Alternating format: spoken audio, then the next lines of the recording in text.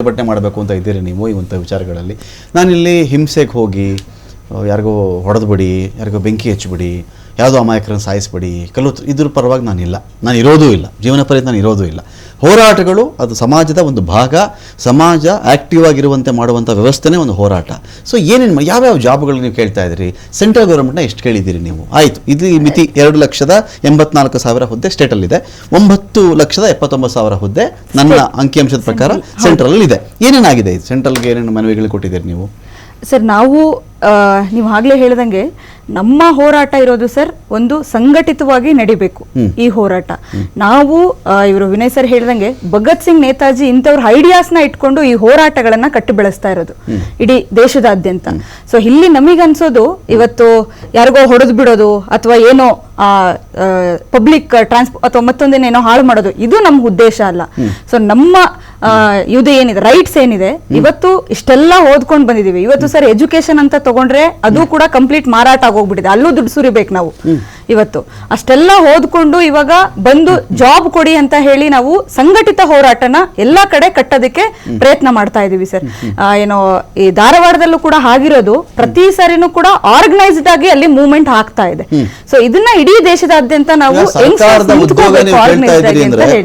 ಕಲಾವತಿ ಅವರು ಸರ್ಕಾರದ ಉದ್ಯೋಗ ಕೇಳ್ತಾ ಇದ್ರೆ ಸರ್ಕಾರದ ಮೇಲೆ ಅವಲಂಬನೆ ಯಾಕೆ?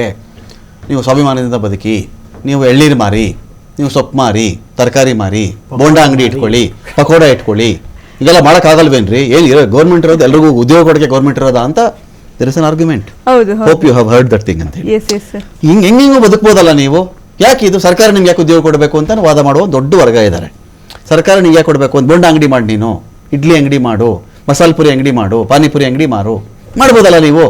ಇದ್ಯಾಕೆ ಸರ್ಕಾರ ಉದ್ಯೋಗ, ADLR, ಇದಾದ VA, SI ಇದಾದ್ರೆ ನನ್ನ ಜೀವನ ಏನ್ ಸರ್? ಸ್ವಾಭಿಮಾನದ ಎಲ್ಲಿ ಬೇಕಾದ್ರೆ ಬದುಕಬಹುದು ಸರ್? ಇದೇ ಆರ್ಗ್ಯುಮೆಂಟ್ ತೋರಿಸ್ತಾ ನಿಮ್ಗೆ ಅದನ್ನ. ಎಷ್ಟು ಜನ ಹಂಗೆ ಬದುಕೋದಕ್ಕೆ ಸಾಧ್ಯ ಆಗುತ್ತೆ ಸರ್? ನನ್ನ ಪಾಯಿಂಟ್ ಆ ಕೆಲಸ ಕಡಿಮೆ ಆ ಕೆಲಸ ನಾನು ಕಡಿಮೆ ಅಂತ ಮಾತಾಡ್ತಾ ಇಲ್ಲ. ನನ್ನ ಪಾಯಿಂಟ್ ಏನಂದ್ರೆ ಆ ಕೆಲಸಕ್ಕೆ ಇಷ್ಟೊಂದು ಎಜುಕೇಶನ್ ಸುರಿಯುವಂತ ಅವಶ್ಯಕತೆ ಇರಲಿಲ್ಲ. ಮೊದಲೇ ನಮ್ಗೆ ಈ ತರ ಅಂತ ಹೇಳ್ಬಿಟ್ಟಿದ್ರೆ ನಾವು ಬಹುಶಃ ಅದಕ್ಕೆ ನಾವು ಸೆಟ್ ಆಗಿ ಇದ್ಬಿಡ್ತಿದ್ವೇನೋ ಅಂತ ನನ್ನ ಪಾಯಿಂಟ್ ಇರೋದಿಲ್ಲಿ. ಫೈನ್ ಒಂದ್ ನಿಮಿಷ, ಒಂದು ಒಳ್ಳೆ ಪಾಯಿಂಟ್ ಎತ್ತಿದ್ರಿ ನಮ್ಮ ರಮಾಕಾಂತ್ ಅವರೇ. ಬಿಜೆಪಿ ಸಂಸದರು ತೇಜಸ್ವಿ ಸೂರ್ಯ ಬೆಂಗಳೂರಿನ BMTC ಪ್ರೈವೇಟೈಸ್ ಮಾಡಬೇಕು ಅಂತ ಅವರ ಕೂಗು ನೀವೇ ಬಿತ್ತರಿಸಿದ್ರಿ. ಅದರಿಂದ ಎಷ್ಟು ಸರ್ಕಾರಿ ನೌಕರಗಳು ಕಳ್ಕೊಳತ್ತೆ ಅಂತ ಅದ್ರ ಬಗ್ಗೆ ನಮ್ಮ ಮಿತ್ರರು ಮಾತಾಡ್ತಾ ಇಲ್ಲ. ನಿಮ್ಗೆ ಗೊತ್ತು ಸಬರ್ಬನ್ ಬಗ್ಗೆ ಅವರೇ ತಾನೇ ಭಾಷಣ ನೋಡಿ. ಒಂದ್ ನಿಮಿಷ, ಸಬರ್ಬನ್ ಮಾಡ್ಬಿಡ್ತೀನಿ ಬೆಂಗಳೂರಲ್ಲಿ. ಅಲ್ಲ, ಅವರ ಚಿಂತನೆ ಹೇಗಿದೆ ಅಂತ ಹೇಳ್ತೀನಿ. ಬಿಜೆಪಿ ಅವ್ರ ಚಿಂತನೆ, they want to cut down all the government power, not here to do business ಅಂತಾರೆ ಅವರು.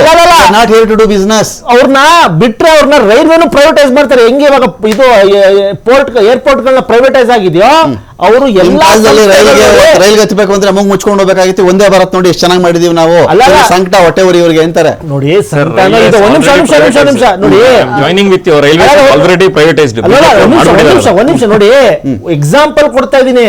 ಕೇಂದ್ರ ಸರ್ಕಾರವನ್ನು ಅಷ್ಟೇ ನಮ್ಮ ಯುವಕ ಮಿತ್ರರು ಕೇಳಬೇಕು ಅಂತ ನಾನು ನಿಮ್ಮ ಮೂಲಕ ವಿನಂತಿ ಮಾಡ್ತೀನಿ. 10 ಲಕ್ಷ ವೇಕೆಂಟ್ ಪೊಸಿಷನ್ ಇದೆ ಇವತ್ತು. ಯೂನಿಲ್ಯಾಟ್ರಲ್ ಅಲ್ಲಿ RSS ಅವ್ರನ್ನ IAS, IPS, IFS, IRS ಗಳಿಗೆ ತುಂಬ್ತಾ ಇದ್ದಾರೆ. ಏನಾಯ್ತು ನಿಮ್ಮ ಇದು ಏನಪ್ಪಾ, ನಿಮ್ಮ BSF ಗೆ ತುಂಬಾ ಇದು ಏನಾಯ್ತದ ಅದು ಕತೆ? ತಾಂತ್ರಿಕ ಪರಿಣಿತಿ ಆಧಾರದ ಮೇರೆಗೆ ಯೂನಿಲ್ಯಾಟ್ರಲ್ ಅಪಾಯಿಂಟ್ ಮಾಡ್ತಾ ಇದ್ದೀವಿ. ಅದು ಪರ್ಮನೆಂಟ್ ಅಲ್ಲ. ಅದು ಅವತ್ತಿನ ಅವನ ತಾಂತ್ರಿಕ ಕೌಶಲ್ಯಗಳನ್ನ ಆಧರಿಸಿ ನಾನು ಅವನ್ನ ಮಾಡ್ಕೊಂಡಿದ್ದೀನಿ, ಪರ್ಮನೆಂಟ್ ಆಗಿ ಮಾಡಿಲ್ಲ.